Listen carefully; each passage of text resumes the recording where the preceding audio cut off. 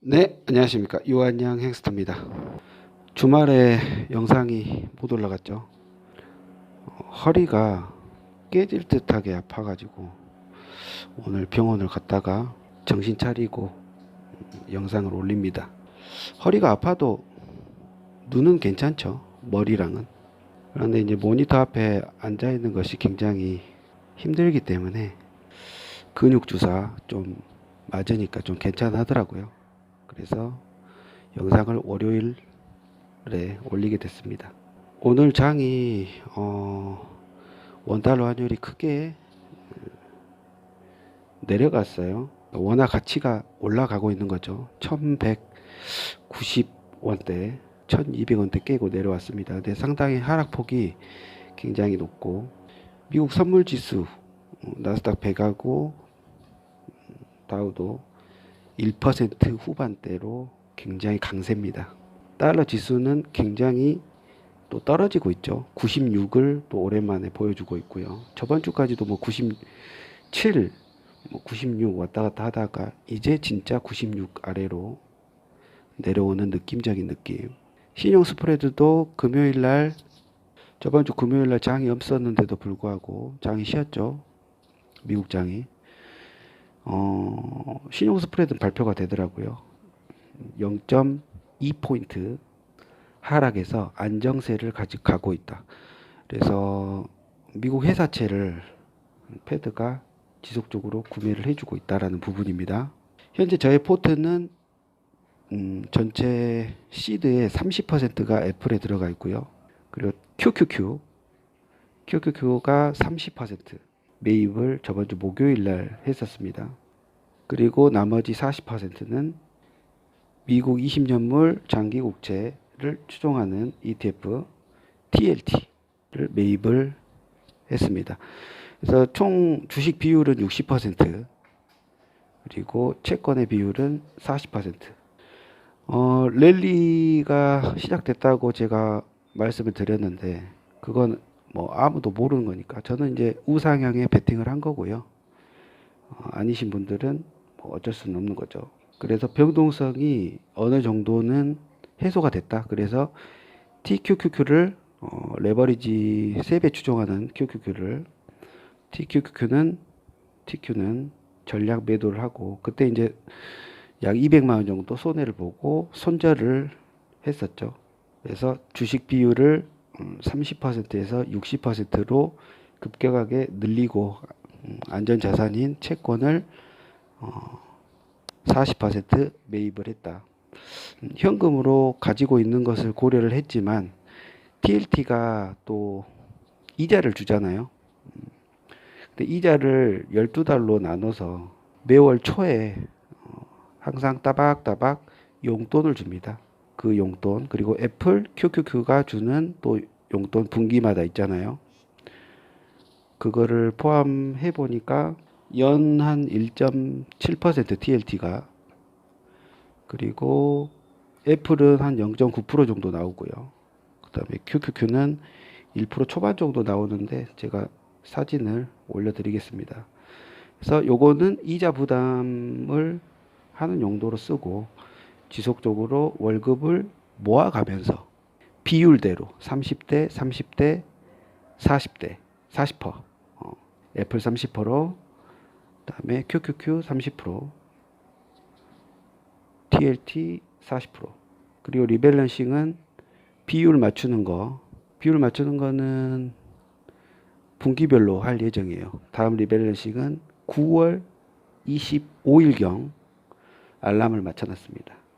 그리고 그 다음 리밸런싱은 12월 24일 크리스마스 이브. 자, 이렇게 알람을 맞추고 리밸런싱을 하게끔 계획을 잡아놨는데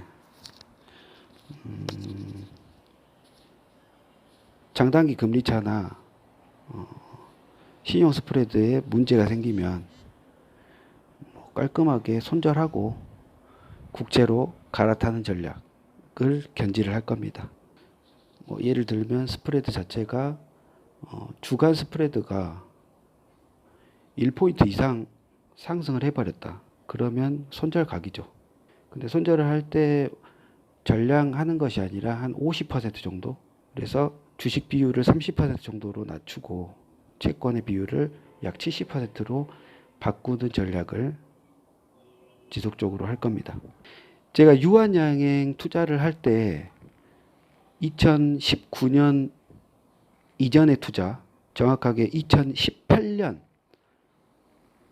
10월 30일 이전까지의 투자는 거의 다 적립식이었어요. 그리고 모아둔 돈이 생기면 유한양행에 100% 거의 투자를 하고 거의 현금 가지고 투자를 했었죠. 그리고 나서 장기 투자가 답이 아닐 수가 있겠구나 생각을 하고 가격대별로 주식의 비율 그리고 현금의 비율을 나눠가기 시작을 했죠. 예를 들면 23만 원대의 유한양의 가격이 있다 하면은 현금에 5%씩 매입을 해서 갔었고요. 가격이 23만 원에서 22만 원, 21만 원대로 떨어지면 가지고 있던 현금을 가지고 10%씩 다시 또 10%씩 이런 식으로 현금의 비율을 항상 보유를 했었어요. 그래서 18년 10월 30일 이전의 수익률과 그 이후의 수익률이 굉장히 차이가 많이 있었죠. 점점 계좌에 빨간불이 들어오고 이기는 투자를 할 수가 있었던 겁니다. 이때는 자산 배분의 개념도 몰랐고 왜 내가 돈을 벌고 있지? 라는 이론적인 확신이 없었어요. 그냥 현금을 내가 많이 투자를 해가지고 주식을 샀더니 파란불만 보이더라. 결국 돈을 많이 못 벌더라. 라는 걸 본능적으로 체득을 한 거죠. 경험적으로. 그런데 현금의 비율을 남겨두기 시작하니까 2018년 이후 11월 이후 그리고 19년도 20년도 이제 초입까지 들어왔죠. 지금은 7월 달이니까 그 이후에 저는 지속적으로 빨간불을 봤습니다. 물론 수익률이 20% 30%가 되지를 않아요. 물론 레버리지를 빼고 순수 저의 현금으로만 보면 수익률 자체는 40%에 육박합니다. 바로 대출을 활용하는 거죠. 신용 뒀다가 뭐합니까 직장인들이. 신용대출 끌어서 생활비 쓰면 안 되죠. 생활비는 내가 돈 번 돈으로만 생활비를 하는 거고 그걸 바로 자산시장에 투자를 했던 거죠. 그러면 그랬을 때 수익률이 약 한 7%대가 나왔었죠. 근데 유한양의 주식이 전고를 뚫고 거의 15% 이상 오른 시점에 이 가격은 내 가격이 아니다 생각을 하고 미국 주식을 관심을 갖기 시작을 했고 그때 당시 이제 20년 3월 정도 됐었으니까 그때도 똑같이 현금 비율을 90으로 하고 10%씩 이득 보면 팔고 이런 식으로 했는데 장기 투자가 되지가 않더란 말입니다. 그래서 백테스팅 통해 가지고 지금의 어떤 비율을 맞춰 놓게 됐습니다. 물론 그 사이에 TQQQ 레버리지 3배짜리로 수익을 많이 봤죠. TQQQ도 오롯이 현금 비율을 현금하고 레버리지 3배짜리 주식을 통해 가지고 꾸준하게 리밸런싱을 한 결과입니다.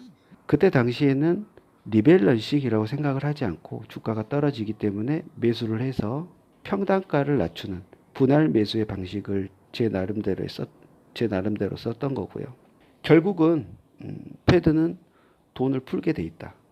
미국 경제를 살려야 되기 때문에 그럼 자산 가치는 상향하게 돼 있다.